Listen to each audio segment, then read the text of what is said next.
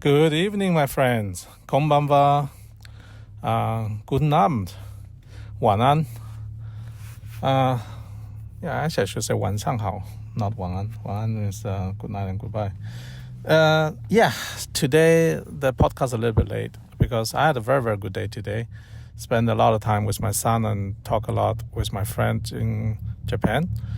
So, today's topic is I want to tell everybody about my intentions, because one of the things I truly believe in, is if you broadcast your intention to the world, whatever you want to achieve in your life, if you broadcast your intention to the world, the universe has the way to help you to achieve them.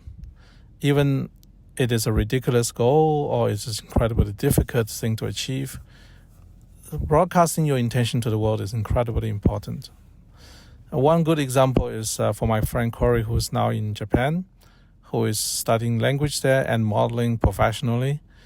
Whole thing started a year ago. I planted the idea into his head to become a model in Japan. That was one of those things. And took a long time for the reality to kick in. But he put a lot of work into it. Incredibly hardworking young man. Very proud of him.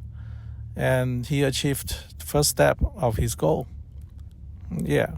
So here comes my situation.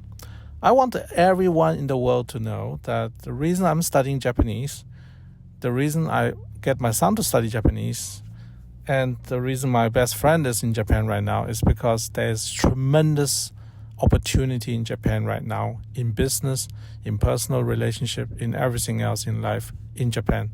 Despite the fact that most people has written the country off due to the fact that the last 30 years has been pretty much an economic disaster for that country.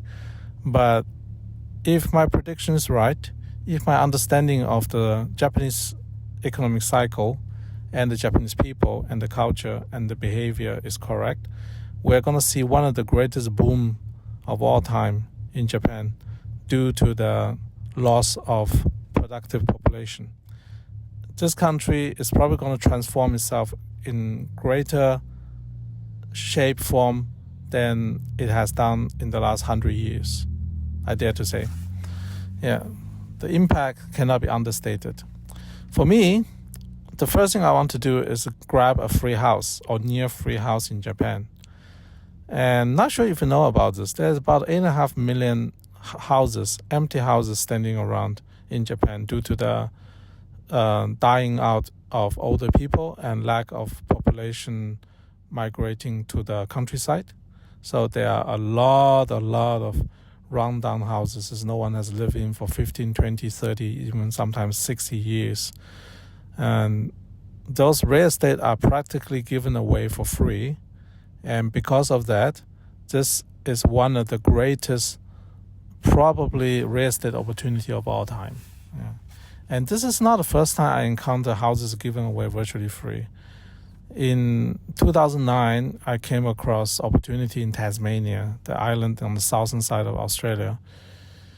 There were a lot of houses selling for $5,000. I'm not joking. Yes, in Australia, houses selling for $5,000 on Tasmanian island because depopulation, because it was in the dump for 20 years. The usual story that people knows what happened to already to other places like Japan has happened in places like Tasmania before, and the cycle always turns.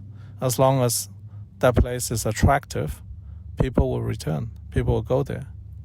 So my thesis is that due to the instability in economic future for China, a lot of Chinese will migrate away from China. And of course, a lot of them wants to go to Western countries. However, many of them, due to language barrier or financial barrier, they might just decide to settle in Japan instead. Yeah, Chinese migration to Japan is nothing new. There is quite a big Chinese population already in Japan present. I think 1% or something. However, the depopulation of Japan requires a significant amount of immigration. There's no other way for Japan to solve its population problem. Immigration is the only solution. On the internet, I see already evidence that a lot of people from Philippines, for example, or even countries like Thailand, Cambodia, Vietnam, are migrating to Japan to become workers in the different industries where they need caretakers. And I can imagine a lot of Chinese will do the same. Same thing even goes for countries like India and even East European countries. I absolutely can imagine Japan will be an immigration magnet once the country open up its immigration policy, of course. Until then, it is still legally allowed for foreigners to buy real estate in Japan outright, surprisingly, I have to say. Why not take opportunity of that? And to do that, the step one is understand the Japanese culture and learn the Japanese language. There's no other way around it. I'm 50 years old now. Even for me, learning Japanese has been incredibly fun because the way I learn it. If you ask me to go to a language school to study Japanese, I'm probably going to run away and I can't stay in the school. I have always been bad in school. But the way I learn Japanese now is incredibly fun. Today, I just watched 10 episodes of an anime series where the main character is some kind of video gamer and is surrounded by 5 different female characters, all fighting for his attention and love, the typical male fantasy stories. But they use a lot of common language on day-to-day basis, and they don't speak too fast.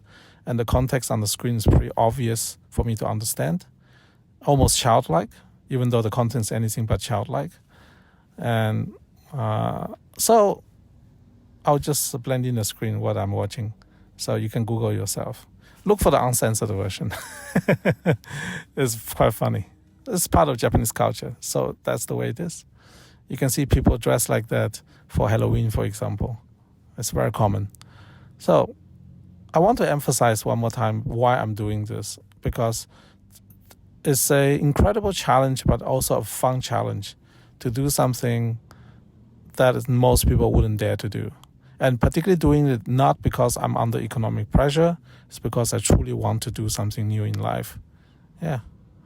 So I hope you, the listener, might recognize the same opportunity in Japanese real estate. If you want to Google it, just Google Akiya houses, AKIYA. Yeah. So empty houses, all over the place, everywhere. Free houses. If you Google free house in Japan, there's plenty of people made a video about it. Yeah.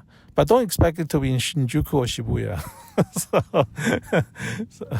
so it's usually going to be remote, rundown, needs a lot of work, or has ghosts in it, haunted, murder happened in it, someone died in it, or next to a graveyard, those kind of things. Because if it's a desirable house, the locals will have bought it or taken over. The reason it's for free is because it's truly not desirable by anybody. But there's a lot of opportunities out there. I'm just saying. All right. I hope you like this one. I'll talk to you tomorrow. Bye.